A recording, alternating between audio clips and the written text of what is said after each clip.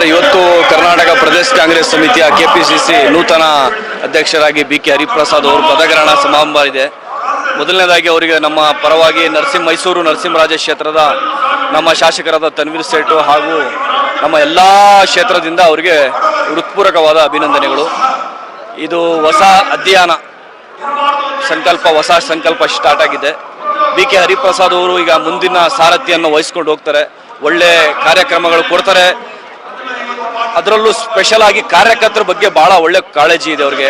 ಮುಂದಿನ ದಿನಗಳಲ್ಲಿ ನಮ್ಮ ಎಲ್ಲ ಕಾಂಗ್ರೆಸ್ ಪಕ್ಷದ ಕಾರ್ಯಕರ್ತಗಳಿಗೆ ಒಂದು ಉನ್ನತವಾದ ಸ್ಥಾನವನ್ನು ಒದಗಿಸಿಕೊಡ್ತಾರೆ ಅಂತ ನಮಗೆ ಸಂಪೂರ್ಣವಾಗಿ ನಂಬಿಕೆ ಇದೆ ಸರ್.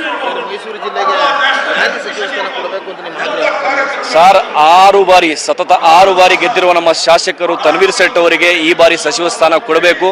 ಯಾಕೆಂದ್ರೆ ಅವರು ಸದಾ ಕಾಂಗ್ರೆಸ್ ಪಕ್ಷದ ನಿಷ್ಠೆ ಹಾಗೂ ತತ್ವ ಸಿದ್ಧಾಂತಗಳನ್ನ ಪ್ರಕಾರ ನಡೀತಿರೋದವರು. ಅವರಿಗೆ ಸಚಿವ ಸ್ಥಾನ ಕೊಡಲೇಬೇಕು. ಯಾಕೆಂದ್ರೆ ಅವ್ರ ತಂದೆಯಾದ ಅಜೀಜ್ ಸೇಠ್ ಸಾಹೇಬರು ಕೂಡ ಈ ಪಕ್ಷಕ್ಕೋಸ್ಕರ ಬಹಳ ತಮ್ಮ ತ್ಯಾಗವನ್ನು ಕೊಟ್ಟಿದ್ದಾರೆ. ಅದಕ್ಕೋಸ್ಕರ ಅವರು 6 ಬಾರಿ ಶಾಸಕರು, ಅವ್ರಿಗೆ ಸಚಿವ ಸ್ಥಾನ ಕೊಡಬೇಕು. ಕಳೆದ ಬಾರಿನ ಕೊಡಬೇಕಿತ್ತು, ಆದರೆ ಈ ಬಾರಿ ಅವರಿಗೆ ಸಚಿವ ಸ್ಥಾನ ಕೊಡಬೇಕು.